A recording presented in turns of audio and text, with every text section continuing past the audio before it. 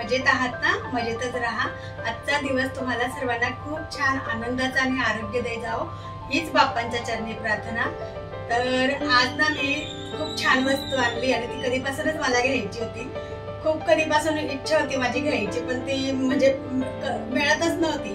काही गोष्टी अशा आहेत ना ज्या वेळेस आपल्याला मिळायच्या तेव्हाच त्या मिळतात, म्हणजे ती वस्तू असो किंवा कुठली काही हे असो। तर मग आता मला ना मी एक पारंपरिक वस्तू आणली आणि खूप छान आहे ती वस्तू। मी आतापर्यंत म्हणजे पहिल्यांदाच यूज करणार आहे, या आधी कधी यूज नाही केली मी, पण मग आता मी दाखवते मी कुठली वस्तू आणली आहे। तर बघा, तर मी आणला आहे पारंपरिक असा हा दगडी खलबत्ता। तर खूप दिवसांची माझी इच्छा होती। हा मी ना इथे कल्याण मधूनच घेतलाय। कल्याण मध्ये झुंजाराव मार्केट मध्ये एक म्हणजे 2 लेडीज बसतात त्यांच्याकडनं घेतलाय। मी कधीपासून शोधत होती, पण मला म्हणजे पाहिजे तसा मिळत नव्हता, पण ह्या वेळेस मला ना म्हणजे अचानक मिळाला तो। तर मला इतका आनंद झाला ना की तुम्हाला काय सांगू। आणि बघा त्याची साईज पण हा मीडियम साईजचा घेतलाय मी। आणि कसं आता पहिल्या पूर्वीच्या काळी कसं दगडी खलबत्त्यामध्येच सगळं वाटण वगैरे होत होतं, वरवंटा पाट्यावर होत होतं। जसं मी लग्न करून गेली ना तसं आमच्या घरी पण माझ्या सासरी पाटा वरवंटा होता, त्याच्यावरच वाटण करायचे आणि मग भाजी बनवायची। आणि पण मला सवय नव्हती, त्यामुळे मला कधी माझ्या सासूबाईंनी करू दिला नाही। कारण मी कसं जास्त दिवस नव्हती तिथे, एक महिना राहिली होती फक्त। पण माझ्या सासूबाईंनी मला असे म्हणजे जड कुठलीच कामं करू दिली नव्हती, अशी साधीच कामं करायची मी घरची। माझ्या जावा वगैरे ना त्या सगळ्यात मला वाटण वगैरे करून द्यायचं, मी फक्त भाजीला फोडणी वगैरे घालायची। पण त्याचं महत्व मला आता कळतंय की हे काय आहे म्हणून। मी पण एवढं सिरियसली घेतलं नाही आणि कधी मी शिकण्याचा पण प्रयत्न केला नाही। पण मग आता बघा हे जे आता म्हणजे बघतो आपण, तर याची चव आणि आपल्या मिक्सरची चव खूप फरक आहे। आणि माझ्या मिस्टरांना हे खूप आवडतं ठेचा, इतकं आवडतं त्यांना, रोज जरी दिला तरी ते खातील, इतकं त्यांना आवडतं। म्हणून म्हटलं चला आता हे आपण घेऊया। तर बघा तुम्हाला किती शाईन आहे, बघा दिसत असेल तुम्हाला किती शाईन करतोय बघा। आणि हा बघा मी कशा प्रकारे हा तयार केला हे पण तुम्हाला दाखवते मी। हा शाईन पण आहे त्याला। आणि हा कशा प्रकारे मी तयार केला ते तुम्हाला दाखवते व्हिडिओ मध्ये। आणि मग नंतर आपण छोटीशी याची पूजा पण करू, कारण घरी पारंपरिक वस्तू असली म्हणजे तिची पूजा करणं गरजेचंच आहे। त्यामुळे मग आणि मी कुठलीही वस्तू आणली तर मी तिची पूजा करतेच करते। तर मग छोटीशी पूजा पण करणार आहे, म्हणून शेवटपर्यंत व्हिडिओ नक्की बघा, स्किप न करता। तर चला आपण व्हिडिओला सुरुवात करूया, जास्त वेळ वाया न घालवता। तर बघा माझ्याकडे ना असे हे 2 खलबत्ते होते सुरुवातीला, म्हणजे हा ना मला लग्नात मिळाला होता, आईनेच घेतला होता लग्नामध्ये। आणि हा छोटूसा मी घेतला होता। पण यात काय होत होतं ना, नेहमी म्हणजे असं पाणी वगैरे लागलं की याला बघा गंज पकडायचा, त्यामुळे मी याला वापरणं सोडून दिलं, याला वापरत नव्हती मी। आणि हाही असं काही आहे, पण याच्यात पण काय असं पाहिजे तसं व्यवस्थित होत नव्हतं। म्हटलं मग काय, म्हणून मी काय याला असं वापरलाच नाही। पण मग आता खूप सारे मी याचे व्हिडिओ पण बघितले की कसं करतात काय करतात, त्यामुळे मग म्हटलं चला आपण पण एक घेऊया। आणि कधीपासून इच्छा होती, त्यामुळे ती इच्छा पण पूर्ण झाली। आणि ही पारंपरिक वस्तू एक का होईना आपल्याकडे पाहिजे, ती माझ्या घरात आली पण। तर बघू शकता तुम्ही, बघा अशा प्रकारे हा खलबत्ता आहे। आणि याचा कलर बघा तुम्ही कसा आहे, आणि तो जेव्हा वळसवू ना आपण तेव्हा तो त्याचा कलर कसा होतो ते बघू। तर नवीन दगडी खलबत्ता घेतल्यानंतर काय करायचं, वापरण्याच्या आधी त्याची प्रक्रिया केली जाते। ते कशी प्रक्रिया केली जाते ते तुम्हाला मी आज दाखवते, कारण त्याच्यामध्ये बरेचसे पदार्थ असे बारीक म्हणजे खरडून काढायची ही पद्धत आहे। तर काय करायचंय बघा, सगळ्यात आधी ना दगडी खलबत्त्याला एकदम छान असं घासून घ्यायचा, पूर्ण लिक्विडने, साबणाने, तुम्हाला जशाने घासायचा तशाने एकदम व्यवस्थित असं म्हणजे एकदम प्रेस करून असं व्यवस्थित घासायचा त्याला। कारण कसं आहे त्याच्यावरची जी काही अशी रेव वगैरे असते ना बारीक वगैरे, ती निघाली पाहिजे।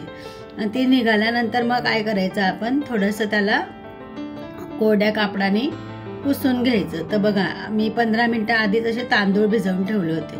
आता या तांदळामध्ये काय करायचं, आपल्याला तो असे कुटायचे नाही आहेत, ते खरडायचे आहेत. म्हणजे खरडल्याने काय होतं ना, ते जी बारीक असं रेव वगैरे असेल ना ती निघते आणि खलबत्ता आपला असा गुळगुळीत होतो तयार.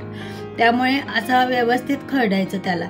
आणि आधी थोडंसं म्हणजे पाणी नाही टाकायचं जास्त, जेवढे ओले असतील तांदूळ तेवढंच घ्यायचं, जास्त पाणी नाही टाकायचं. आणि नंतर जेव्हा ते बारीक होतं ना त्यानंतर थोडंसं त्याच्यात पाणी ॲड करायचं आणि बघा अशा पद्धतीने वरच्या साईडने पण असं खरडायचं त्याला. म्हणजे तुम्ही जितकं खरडणार ना तेवढा तो गुळगुळीत निघतो. पण ज्या मावशीकडून मी घेतला होता ना त्यांनी मला सांगितलं होतं की तुम्ही नाही पण खरडला तरी चालेल, डायरेक्ट तुम्ही घासून घ्या आणि वापरा, कारण हळद मीठ लावून, असं त्यांनी मला सांगितलं होतं. कारण बघा त्यांनी जे सांगितलं होतं ते खरंच होतं. कारण मी एवढं सगळं खरडलं मी, पण त्याचा काही तांदळाचा कलर असा ब्लॅकिश वगैरे झाला नाही. बघा तांदूळ व्हाईटच आहेत. माझ्या हाताला पण लागलेले दिसत असतील तुम्हाला आणि खाली पडलेले पण बघा. आणि खाली ना एखादं असं कापड वगैरे ठेवायचं, म्हणजे कसं असं जास्त पसारा होत नाही, मग तेवढंच आपण व्यवस्थित उचलून हे करू शकतो. आणि खाली पडलेले पण असं व्यवस्थित लावू शकतो. तसे बारीक पेस्ट केल्यानंतर मग मी व्यवस्थित त्याला असं परत असं खरडला. बघा अशा पद्धतीनेच खरडायचा. म्हणजे जेव्हा आपण वापरण्यायोग्य त्याला बनवायचं असतं ना तेव्हा त्याला अजिबात त्याच्यावर कुठलेच असं कुटायचं प्रोसेस नाही करायची. तर बघा आता नुसतं म्हणजे कलर बघा त्याचा किती छान असा वेगळाच कलर दिसतो नुसता तांदळाने खरडला तरी सुद्धा. आता त्याला व्यवस्थित वॉश करायचं, असं पूर्ण आहे ना सगळं तेवढं सगळं काढून टाकायचं त्याच्यातलं जेवढी पण असेल घाण. आता मी तो नुसता तांदळाने हे केल्यानंतर बघा आता हे जाड मीठ घेतलंय मी, तर ते जाड मीठ पण आहे ना आपल्याला खरडायचंच आहे. कसं जाड मीठ खरडल्यानंतर पण आहे ना वाटायचं नाही आणि त्याला ना त्याच्यामध्ये पाणी वगैरे काही ॲड करायचं नाही आहे, कारण ऑलरेडी आपला खलबत्ता ओलाच असतो आणि मिठाला कसं लगेच पाणी सुटतं, मग ते पातळ झाल्यानंतर काहीच फायदा नाही आहे. त्यामुळे ते खरडून निघालं पाहिजे. तर मीठ पण मी खूप खरडलं पण त्याचा मिठाचा पण कलर चेंज झाला नाही. पण तो मी जितका म्हणजे त्याला खरडून तयार केला तो इतका गुळगुळीत आणि इतका छान झाला ना. बघा मिठाचा सुद्धा कलर तसाच आहे, पण हातात तर इतके दुखत होते की काय सांगू. पण ते मी केली प्रक्रिया सगळी, कसं करायचं काय करायचं ते, कारण मलाही माहीत नव्हती ही प्रोसेस. मी पण बरेचसे व्हिडिओ बघितले त्यानंतर केली. कारण बघा सर्व गुण संपन्न कोणी नसतं, कोणीही इकडचं तिकडचं बघूनच शिकतं. तसं माझं पण झालंय. जे आहे ते मी टू बी फ्रँक सांगते तुम्हाला. तर बघा आता वाळवलं त्याला ना मी छान वाळवला होता 2 तास उन्हामध्ये कडकडीत, अजून पण तो गरम आहे. तर बघा त्या काय करायचं, आता 2 चमचे हळद घेतली होती मी आणि त्याच्यात तुम्ही कुठलंही तेल वापरू शकतात. मी शेंगतेल घेतलं होतं आणि ते तेल घेतल्यानंतर ना थोडंसं म्हणजे जास्तच घ्यायचं तेल, कमी नाही घ्यायचं. आणि असं व्यवस्थित पेस्ट करायची आणि बघा असं व्यवस्थित म्हणजे रगडून त्याला लावायचं. म्हणजे ना जे तेल आहे ना ते पूर्ण त्याच्यामध्ये शोषलं गेलं पाहिजे. त्यामुळे असं लावायचं, ह्या पद्धतीने लावायचं. बघा मी लावते आता. मी पूर्ण खल्ला आणि बत्त्याला पण दोघांना असं लावून घेतलंय. आणि काय करायचं त्याला 2 दिवस असंच ठेवायचं. आता मी असं तुम्हाला किचनवर ठेवलं दाखवलं, पण मी दुसऱ्या दिवशी काय केलं होतं त्याला कडक उन्हात वाळवला होता. आणि वाळवल्यानंतर ना तो पूर्ण त्याचा कलरच चेंज झाला जेव्हा मी त्याला वॉश केलं तेव्हा. आणि वॉश केल्यानंतर साध्या आपल्या सर्पाच्या किंवा याच्याने पाण्याने तुम्ही लिक्विडने वॉश करू शकतात. तर बघा त्याचा कलर किती छान झाला आहे. नाही तर आधी मला असं वाटत होतं सिमेंटचाच आहे. आता बघा इतकी पारंपरिक वस्तू घरी आल्यानंतर पूजा तर करायलाच हवी. त्यामुळे मी अशी छोटीशी साधी पूजा करते, जास्त काही करत नाहीये. आता बघा रांगोळी पण रेडीमेडच ठेवली आणि पारंपरिक वस्तू म्हटलं म्हणजे पारंपरिक आपले सण वार ते पण मी तिथे ठेवलेत, कारण ते पण पारंपरिकच असल्यामुळे. ते मी मागवलं होतं एका पेजवरून इंस्टाच्या. तर जर तुम्हाला हवं असेल तर मला सांगा, मी तुम्हाला लिंक देईल, ID देईल त्यांची. छान आहे. एक सरस्वतीचं मागवलं मी फ्रीज मॅग्नेट येथे, आणि हे तर आपले सण असतात ना 12 महिन्याचे त्यांचं महिन्याचं ते स्टिकर आहेत. तर बघा अशा पद्धतीने पूजा झाली, बघू शकतात तुम्ही. छान अशी पूजा केली आणि पूजा झाल्यानंतर बघा किती मस्त वाटतंय, एकदम छान वाटतंय ना. आणि कलर पण छान झालाय.